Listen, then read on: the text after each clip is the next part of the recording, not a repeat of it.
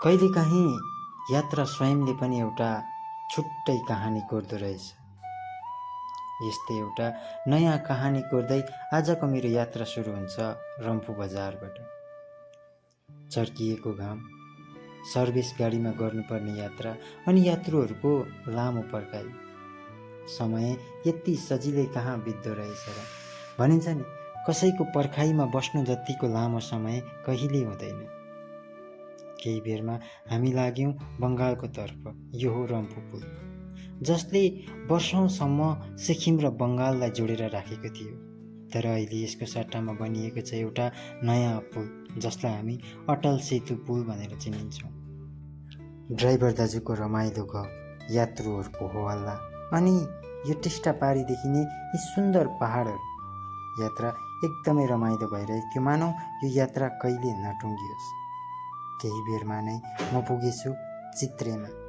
मलाई यहाँबाट बायाँ लिनु थियो, किनकि मलाई गन्तव्यसम्म पुर्याउने बाटो भनेको यही नै हो। हरेक यात्रुलाई अथवा हरेक व्यक्तिलाई गन्तव्यसम्म पुर्याउनमा सबैभन्दा ठुलो भूमिका हुन्छ बाटोको। आजभन्दा वर्षौँ अघि निर्माण भएको यो बाटो भलै त्यति बेलाको इन्जिनियरहरू अहिलेको जस्तो पढे लेखेको र यी मोडर्न टेक्नोलोजीहरू युज गर्थेनन् होला, तर पनि यो कारिगर हेर्नुहोस् त, यति मजाले यो बाटोलाई घुमाएको छ कि केही बेरमा नै हामी धेरै उचाइसम्म पुग्यौँ। यस्तै सुन्दर र रोमाञ्चक बाटो हुँदै म केही बेरमा नै पुगेँ कालिम्पोङ बजार। कालिम्पोङ बजारको भिडभाड अनि यो बाटोको साइडमा पार्क गरेर रहेको गाडीहरूले कालिम्पोङलाई जाम बनाउनु त स्वाभाविक कुरा नै हो। थाना डाँडा, यहाँ दिनहुँ असङ्ख्य व्यक्तिहरू आइपुग्ने गर्छन्, आधिकारिक रूपले, व्यापारिक रूपले अनि पर्यटकहरू पनि। यस्तै आज म पनि यहाँ आएको छु एउटा आधिकारिक कामले, किनकि म यहाँ कसैलाई भेट्नु थियो। केही बेरको पर्खाइ, छोटो गफ अनि म त्यहाँबाट पनि निस्किएँ। त्यो पारिपट्टि देखिएको छ नि, यो हो तारेभिर, जो सिक्किमको एउटा प्रसिद्ध पर्यटक स्थल पनि हो। केही बेर यो बजारको हल्लालाई निहालेपछि म त्यहाँबाट लागेँ आइपीतिर अथवा इन्डस्ट्रियल पार्क अफ कालिम्पोङ।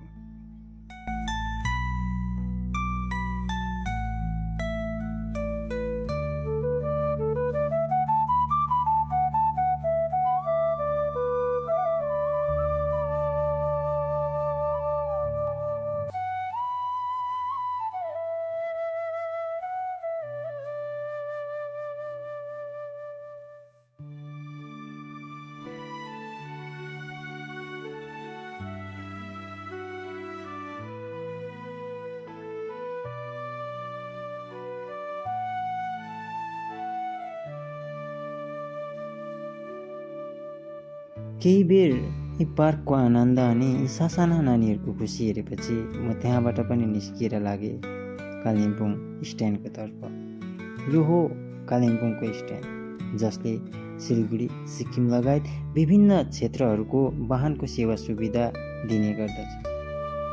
र अन्त्यमा म त्यहाँबाट पनि फेरि लागेँ सिक्किमको तर्फ, जहाँबाट म आएको थिएँ।